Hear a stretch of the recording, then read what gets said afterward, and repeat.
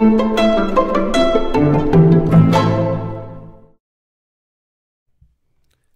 my name is Brandon, and I'm an alcoholic and addict in recovery. When we suffer, it's so easy to look at other people who seem to have it easier and develop feelings of envy and jealousy for them. That's what I did a lot, constantly in my active addiction. I felt like I was a victim. I felt like I was suffering. I felt like I had it worse than everyone around me. And I would look at other people and find reasons to be jealous, envious, resentful towards them for not having to go through the same things that I was going through. What we have to remember is that everybody has some kind of burden to bear.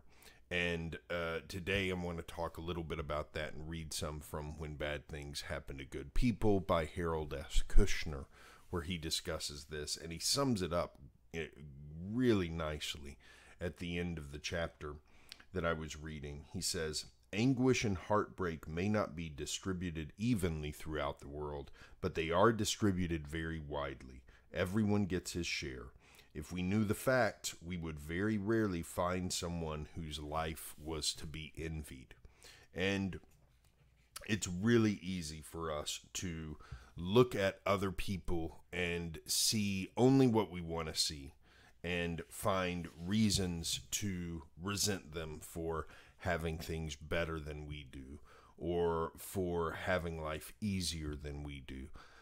But the fact is, we've all got burdens to bear, and we only get to see a certain part of people's lives. We don't get to see everything, and we may see the neighbor smiling in the street and looking happy all the time, but we don't see them behind closed doors crying themselves to sleep at night because there's something else going on in their lives. We only see a small amount of the people around us. And it's really important for us to understand that other people suffer, because a lot of times the way for us to deal with our own sorrow is to be with other people and to help them with theirs. And another part of the book, he describes a great situation, a great story that illustrates this fact. I'm going to read that right now. "There's an old Chinese tale about the woman whose only son died. In her grief, she went to the holy man and said, 'What prayers, magical incantations do you have to bring my son back to life?' Instead of sending her away or reasoning with her, he said, 'Fetch me a mustard seed from a home that has never known sorrow. We will use it to drive the sorrow out of your life.' The woman set off at once in search of that magical mustard seed. She came first to a splendid mansion, knocked at the door, and said, 'I'm looking for a home that has never known sorrow. Is this such a place? It's very important to me.'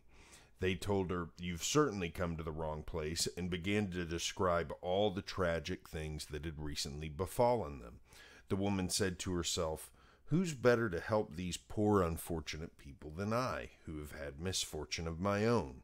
She stayed to comfort them, then went on in her search for a home that had never known sorrow.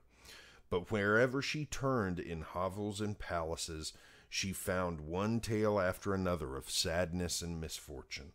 Ultimately, she became so involved in ministering to other people's grief that she forgot about her quest for the magical mustard seed, never realizing that it had driven the sorrow out of her life." So this reminds me of what we do in step 12 of the Alcoholics Anonymous program, where we take the message of Alcoholics Anonymous to other suffering alcoholics. And one of the reasons that it's important for us to do that is not only to just for the sake of helping other people, but that it actually helps those of us who are still suffering in recovery.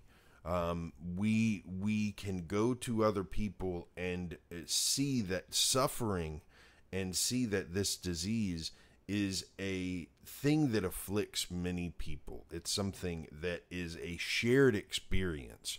And that one, it takes some of the power away from the disease. It takes it away from the what we're suffering. And two, all of a sudden the suffering starts to diminish slightly as we do that.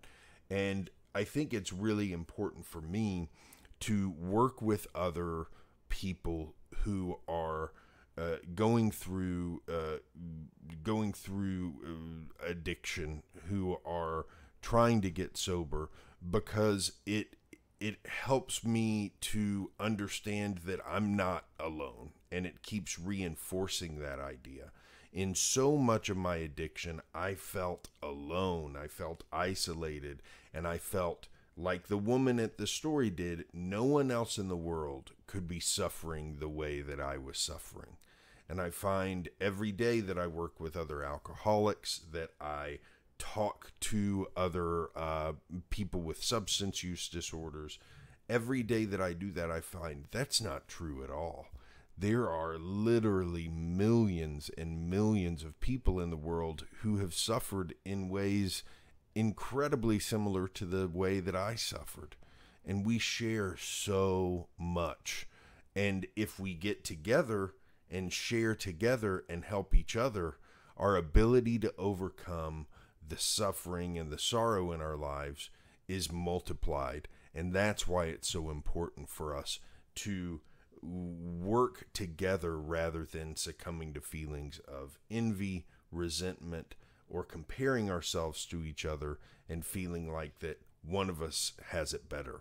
So the feelings of envy that we get, they really aren't something that we can think our way out of.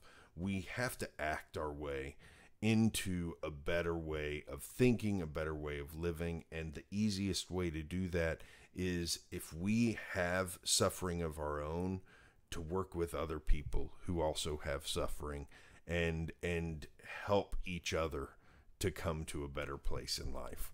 That's it for today. I'll be back tomorrow with more. Have a good one.